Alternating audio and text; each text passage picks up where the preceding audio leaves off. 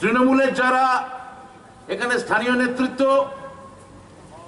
আমি এবং সর্বোপরি কাল সুবল ভৌমিকের বাড়ি গিয়ে ভাঙচুর করা, এর মধ্যে সায়নী ঘোষ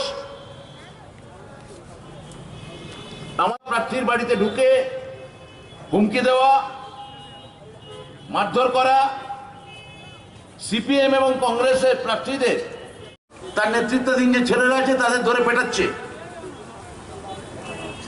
সুস্মিতা দেব বলেছেন তার গাড়ি ভাঙচুর করা হয়েছে, সেই ফটো। পশ্চিমবঙ্গে দিদিকে বলো শুনেছেন? ফোনে দিদিকে বলো। কদিন আগে এখানে কে যেন করতে গেছিলেন দাদাকে বলো। আসল কোনটা দিদিকে বলো, নকল কোনটা দাদাকে বলো। পশ্চিমবঙ্গে ছিল দুয়ারে সরকার আসল, গোয়ায় বিজেপি করছে দুয়ারে সরকার নকল। পশ্চিমবঙ্গে একটা উড়ালপুল আছে তার নাম মা। উত্তরপ্রদেশ সরকার তাদের উন্নয়নের বিজ্ঞাপন দিতে গিয়ে ভুল করে আমাদের কলকাতার উড়ালপুলের ছবি বসিয়েছে, নকল। পশ্চিমবঙ্গে একটা বিমানবন্দর আছে নতুন অন্ডালে, দুর্গাপুরে। বিজেপি ওটা উত্তরাখণ্ডের সাফল্য বলে আমাদের বিমানবন্দরটা ছবি বসিয়েছে, ওটা আমাদেরটা আসল, ওদেরটা নকল। নকল বিজেপিকে নেবেন কেন? উন্নয়ন নিতে হলে তো আসল তৃণমূলটাকেই নিন আগরতলায়। যেখানে ভালো পাচ্ছে ছবি তুলে নিজেদের বলে চালাচ্ছে। ছোটবেলায় এর খাতা ওর খাতা নকল করে অভ্যাস, বড়বেলায় এর উন্নয়ন ওর উন্নয়ন নকল করছে। আমি এখানে কাঁদতে আসিনি যে কতখানি মারধর কাল হয়েছে। আমি এখানে কাঁদতে আসিনি কালকে আমবাসা পূর্ব থানায় কি কি ঘটেছে। আমি এখানে কেঁদে বলতে আসেনি কাল সময় মতো হস্তক্ষেপ না হলে আমার জয়া দত্ত আর মৃত্যুঞ্জয় পালের ডেড বডিটা বেরোতো থানা থেকে। সায়নী ঘোষকে অ্যারেস্ট করেছে, এখন শুনানি চলছে। সায়নী পপুলার মুখ, রাস্তা দিয়ে যাচ্ছে, মুখ্যমন্ত্রীর সভা, দূর থেকে বহু লোক দেখছেন। সায়নীকে দেখে বলে যে দিদি খেলা হবে, সায়নী বলে যে দিদি খেলা হবে। এটা দোষ। গাড়ি চলছে, নামেনি। Attempt to murder. সকালবেলা হোটেলে গিয়ে বলছে চলুন সঙ্গে, বললাম নোটিশ কই? নেই। এফআইআর কিসের জানি না। আমরা আইন মেনে চলি, যাবে। যাওয়ার পর জেরা করছেন এসডিপিও। গেটে বিজেপির গুন্ডারা, জয় শ্রীরাম বলে সশস্ত্র গুন্ডারা থানায় ঢুকে গেল। হিন্দি ছবিতে দেখা যায়, দক্ষিণী ছবিতে দেখা যায় থানায় টাক্ট হয়েছে। সায়নীকে অ্যারেস্ট করলো বিকেলে, যারা থানায় আক্রমণ করলো বাড়ি চলে গেল। সন্ধ্যাবেলা যখন থানা থেকে বেরোতে যাচ্ছি আবার আক্রমণ, উন্মত্তের মতো এসে থানার উপর র্যানস্যাক করা হলো। লাঠি, রড, পাথর। মহিলা থানা, মহিলা পুলিশ কর্মীরা সায়নীকে, আমাকে, জয়াকে, মৃত্যুনকে কোনো একটা ঘরে বসালো। পেছনের জানলা ভেঙে ঢুকতে চাইছে, ফোর্স নেই যথাযথ, আক্রমণ করেছে থানা। দোতলার ঘরে একটা কোয়ার্টারে আলো নিভিয়ে আমাদের বসিয়ে রাখলো যতক্ষণ না ফোর্স এসছে। মহিলা পুলিশের থানা, তারা পর্যন্ত কাঁপছেন। ওপরের ঘরে মোবাইল চালু করতে পারছি না যাতে আলো দেখা যায়। এটা গণতন্ত্র? এটা হতে পারে? একজন সাংবাদিক মাথা ফেটে লুটিয়ে রক্তারক্তি কাণ্ড, গণতন্ত্র? আমরা তো থানার মধ্যে ছিলাম, এটা তো সংঘর্ষ ছিল না, এটা তো থানায় হামলা। কি করছেন আপনারা? এটা কেন করছেন? একটা পুরো ভোট এত সম্মানে লাগছে, এত সম্মানে। দুদিন আগে তো বন্ধু তৃণমূলকে নাকি দেখা যাচ্ছিল না। অভিষেক বন্দ্যোপাধ্যায়ের সভা বারবার বারবার বারবার কিভাবে বাধা দেওয়া যায়। 31শে অক্টোবরের সভা, আগের দিন বলল আপনাদের 10,000 লোক হবে, এখানে করা যাবে না, অনুমতি বাতিল।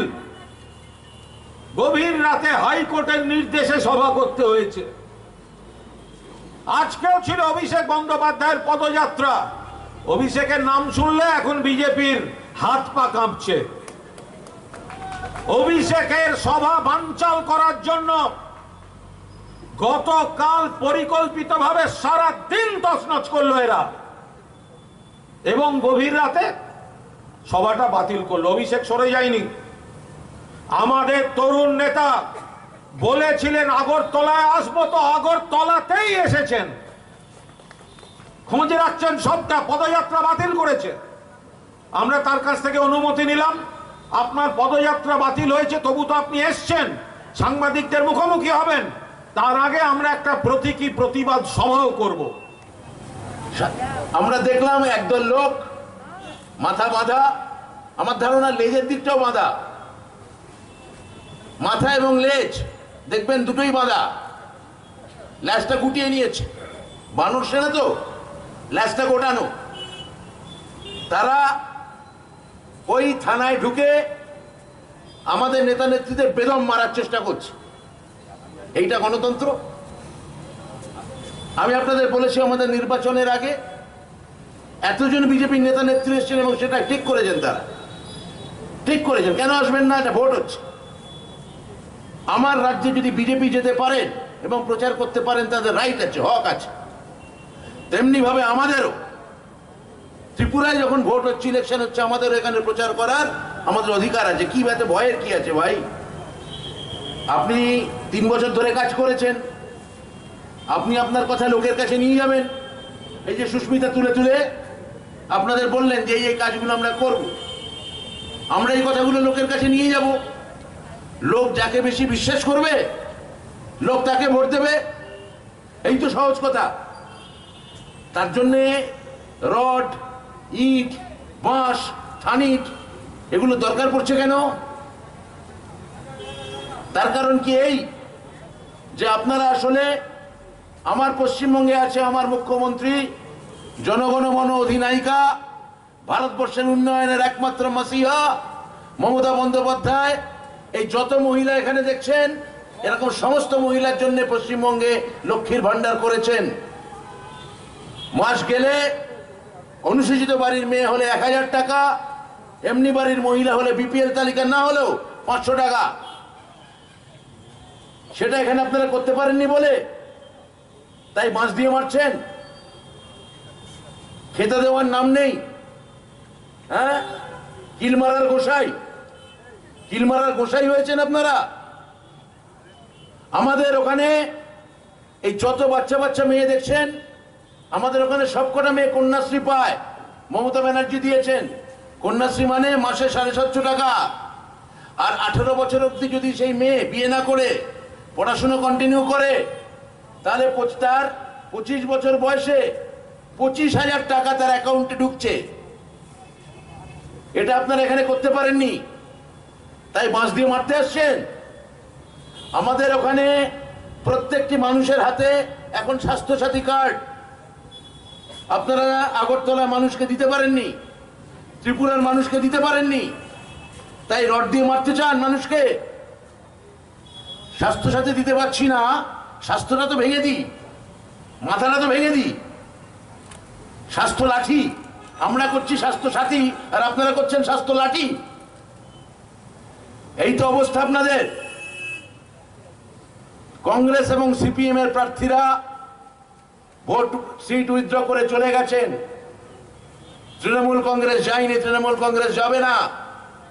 আমরা গণ আন্দোলন করা লোক, আমরা সিঙ্গুর আন্দোলনে থেকেছি, আমরা নন্দীগ্রাম আন্দোলনে থেকেছি, আমরা নেতাই গেছি।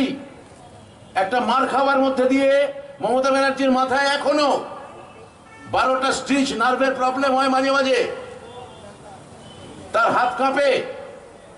সিপিএম মেরে মাথায় এমন মেরেছিল মমতা ব্যানার্জিকে, তার বাঁচার কথা নয়। ঈশ্বরের অসীম কৃপা, তিনি বেঁচে আছেন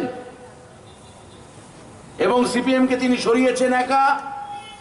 এবং আবার বলছি, আপনাদের যত রেজিমেন্টেড পার্টি আছে, যত দল নিয়ে আছো, আসুন, ক্যাডার বাহিনী ছেড়ে দিন।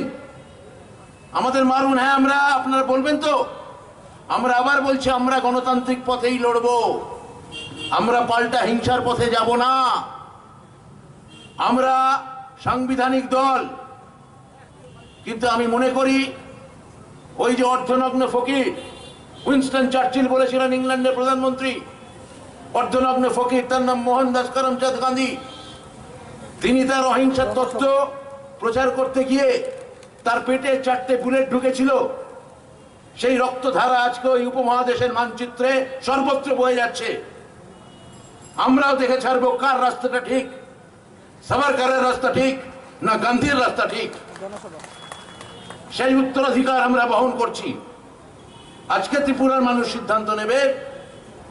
আজকে যারা ভয়ে রাস্তায় বেরোতে পারছেন না, আজকে যেখানে রাস্তায় মহিলাদের সম্ভ্রম নেই, আজকে যখন আমাদের নেতা নেত্রীদের বাড়ি গিয়ে নেতাদের মারা হয়, কর্মীদের রাস্তায় ফেলে পেটানো হয়, মানুষ সব দেখছেন। পাশবিকতা টিকতে পারে না, জান্তবতা টিকতে পারে না। একটা কুকুর জন্মে কুকুর, একটা বেড়াল জন্মে একটা বেড়াল, সে মরেও বেড়াল হয়ে, সে মরেও কুকুর হয়ে। কর্মীরা বাড়বে, এই আমবাসা থেকে শুরু করে ওই তেলিয়ামুড়া, এই আগরতলা পর্যন্ত তৃণমূলের ডাক ছড়িয়ে পড়বে। বলবে, সবাই বলবে, জয় মমতা ব্যানার্জি, জয় তৃণমূল। সেই শপথ, সেই উল্টে দেওয়ার লড়াই, সেই পাল্টে দেওয়ার খেলা আগামী 25 তারিখ আগরতলা পুর নিগমের ভোট। আপনারা বলুন, আর হিংসা নয়, আমরা উন্নয়ন চাই, আর রড নয়। আমরা আমাদের ছেলে মেয়েদের মুখে ভাত দিতে চাই, আর ভাঙা রাস্তা নয়, অন্ধকারাচ্ছন্ন কোনো পুকুর পাড় নয়। আমরা আলোকোজ্জ্বল শহর চাই, আমরা টানা কংক্রিটের রাস্তা চাই, স্মার্ট সিটি চাই। আপনাদের ডবল ইঞ্জিনের সরকার 2014 থেকে বিজেপি সরকার, 2018 থেকে এখানে বিজেপি সরকার রাজ্যে। এত কিসের ভয় আপনাদের? আপনারা কাজ করেননি বলে তো? কাজ আপনাদের করতে হবে না। এবং আমি আবার বলছি, কাজ আমরাই করব, আমাদের মেয়র হবে আমরা। এই কর্মসূচিতে বলেছি, আমাদের মেয়রকে সবসময় আপনারা ফোনে পাবেন, হ্যালো মেয়র। আমরা 9টা কেন্দ্র করব, যেখানে সারাক্ষণ আপনাদের অভাব অভিযোগ শোনা হবে। এখানে আমাদের কাউন্সিলররা বাড়িতে বসে থাকার কাউন্সিলর নয়, তারা আপনাদের সঙ্গে থাকবে, তারা আপনাদের আগে থাকবে না, নেতৃত্ব দেওয়ার জন্য আগে থাকবে না, তারা আপনাদের সঙ্গে থাকবে, পাশে থাকবে। এই আগে থাকা এবং পাশে থাকা, আপনারা জানেন, সেই নেতাদের দেখেছেন যারা আগে থাকে ফিরেও পেছন দিকে তাকায় না। তৃণমূল কংগ্রেস সেই দল নয়। তৃণমূল কংগ্রেসের একজন নেতা যদি সামনে থাকে, সে পাশে তার কর্মীকে পাশে ডেকে নেয়, মার খেলে তার পাশে গিয়ে দাঁড়ায়, লড়াই করার সাহস যোগায়, মনোবল দেয়। আর সেই লড়াই থেকে তৈরি হবে নতুন ফিনিক্স পাখি। সেই ফিনিক্স পাখির নাম উন্নয়ন, উন্নয়ন এবং উন্নয়ন।